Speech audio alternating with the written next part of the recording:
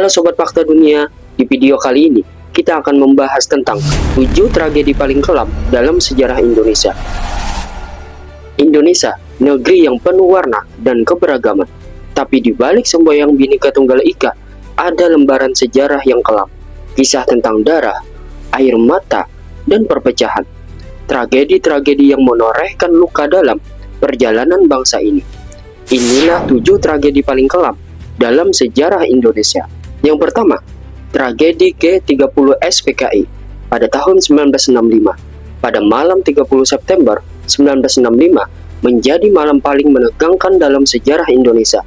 7 perwira tinggi TNI Angkatan Darat, termasuk Jenderal Ahmad Yani dan Letnan Suprapto, diculik dan dibunuh oleh sekelompok pasukan yang menamakan diri Gerakan 30 September atau G30 SPKI.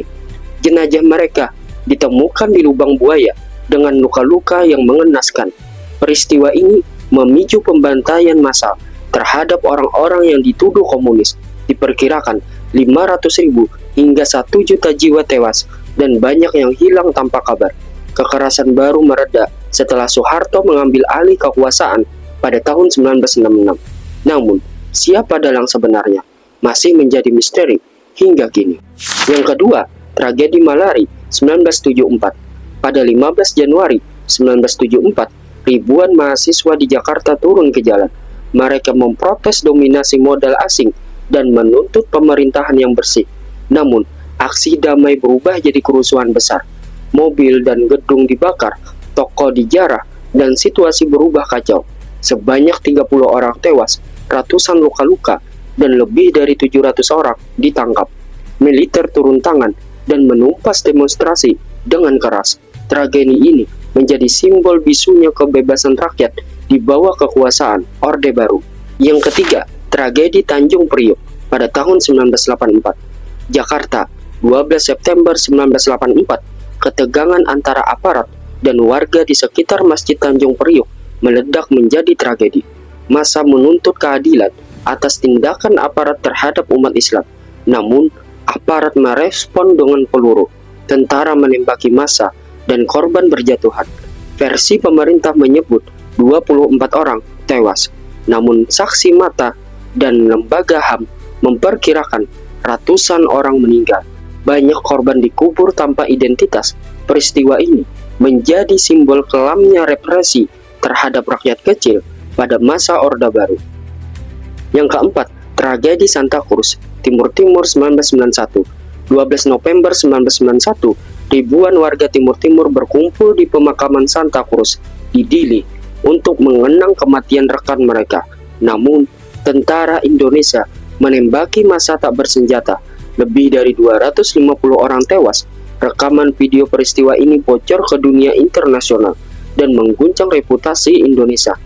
Tragedi ini menjadi titik balik yang akhirnya mendorong Timur Timur lepas dan merdeka dari Indonesia pada tahun 1999. Yang kelima, tragedi Mei 1998. Tahun 1998, krisis ekonomi melanda Indonesia. Harga melambung, rakyat menderita, dan kepercayaan kepada pemerintah Soeharto runtuh. Pada 12-15 Mei 1998, ribuan rakyat turun ke jalan untuk menuntut reformasi. Namun, aksi berubah menjadi kerusuhan besar di Jakarta dan berbagai kota besar yang ada di Indonesia pada saat itu. Lebih dari 1.000 orang tewas, ribuan luka-luka, dan tragedi pemerkosaan massal terhadap perempuan Tionghoa. Tragedi ini berakhir ketika Soeharto akhirnya mengundurkan diri pada 21 Mei 1998, menandai berakhirnya 32 tahun kekuasaan Orde Baru. Yang keenam, tragedi Sampit 2001, Kalimantan Tengah, Februari 2001, sebuah konflik antar suku antara Dayak dan Madura pecah di kota kecil bernama Sampit. Awalnya hanya pertikaian kecil antar warga, namun berkembang menjadi perang etnis berdarah. Dalam waktu beberapa hari, kekerasan meluas ke berbagai daerah seperti Palangkaraya, Pangkalan Bun, dan Kasongan. Rumah dibakar, ribuan orang mengungsi, dan ratusan bahkan ribuan orang tewas secara mengenaskan. Sebagian sumber menyebut lebih dari 500 korban tewas. namun angka sebenarnya diperkirakan jauh lebih besar. Kekerasan baru mereda setelah pemerintah mengirim ribuan aparat keamanan dan mengevakuasi puluhan ribu warga Madura keluar dari tanah Kalimantan. Tragedi ini menjadi peringatan pahit bahwa perpecahan antar etnis bisa berubah menjadi bencana kemanusiaan dalam sekejap. Yang ketujuh, tragedi Kanjuruhan pada tahun 2022. 1 Oktober 2022, Stadion Kanjuruhan Malang, pertandingan antara Arema FC melawan Persibaya berakhir dengan kekalahan Arema. Ribuan supporter turun ke lapangan karena kecewa, namun aparat menembakkan gas air mata ke tribun. Kepanikan terjadi, pintu keluar tertutup, dan penonton terjebak dalam himpitan massa. Sebanyak 135 orang meninggal dunia dan lebih dari 500 luka-luka. Korban terdiri dari pria, wanita, bahkan anak-anak kecil.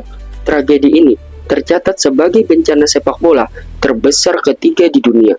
Pemerintah berjanji melakukan evaluasi total sistem keamanan stadion, namun keadilan bagi keluarga korban masih terus diperjuangkan sampai saat ini.